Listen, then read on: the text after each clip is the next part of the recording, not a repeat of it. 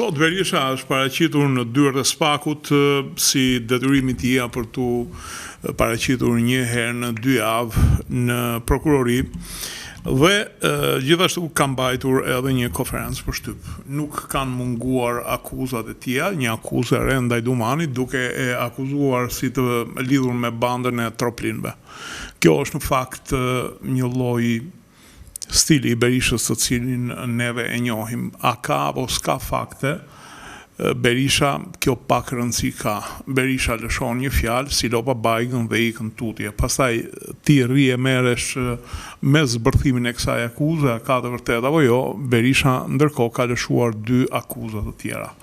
Në fakt normale do ishte që mbas këtyre akuzave të kishte një ndjekje penale nga ana e Dumanit, por më sa duket SPAK-u është 13 gjithë vetëm me Berishën jo. Sepse akuza është shumë e rëndë. Akuzohet prokurori çështjes për lidhje me krimin e organizuar.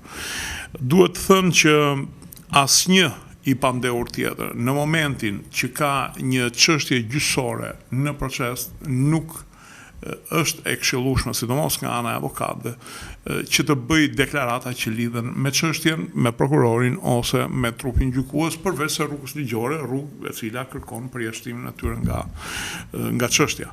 Mirëpo Berisha nuk e bën këtë, mban të njëjtët dhe ndërkohë vazhdon akuzat e tyre. Në çdo vend të civilizuar, Berisha deri më sot do kishte një mal me akuza që padyshim do ta çonin mbas hekurave. Nuk ndodh.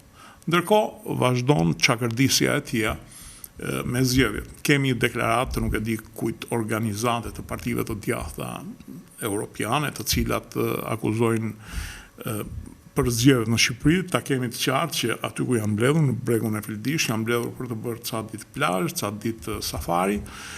Janë miratuar disa rezoluta, të cilat kanë të bëjnë që me eutanazinë e qenve deri në vjedhjet e votave që i kanë bërë Berishës, por në fakt janë fare të parëndësishme.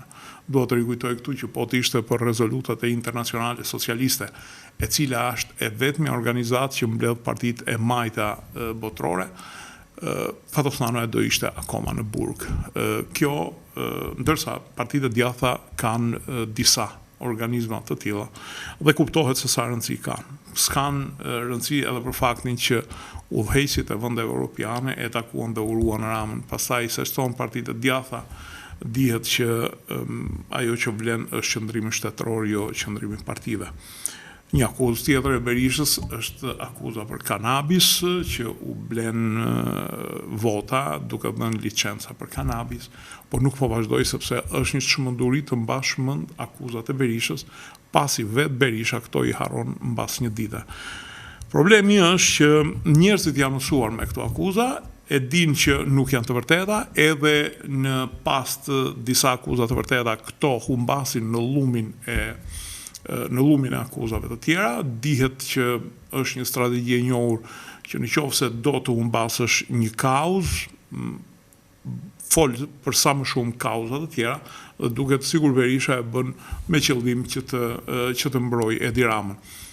Mund të dali dikush këtu e do thotë mos i qa hallin Partisë Demokratike, në fakt nuk ja qaj fare, por kjo është në fakt një shenjë e demencës së Berishës, i cili ka kaluar nga akuzat e vetëdijshme, me sa duket po kalon në akuzat pa vetëdijshme, dhe këto natyrisht që e ndihmojnë Ramën, sikur t'ja bënte me porosi, sepse kjo është një taktik që ka funksionuar në vitet e para të demokracisë, por tashmë këto shërbejnë vetëm për të mpushur mendjen torollakëve të Berishës dhe jo njerëzve më në kokë. Prandaj edhe rezultati në zgjedhje ishte aq katastrofal dhe do jetë akoma më tutje i rëndë për bilancin e Partisë Demokratike.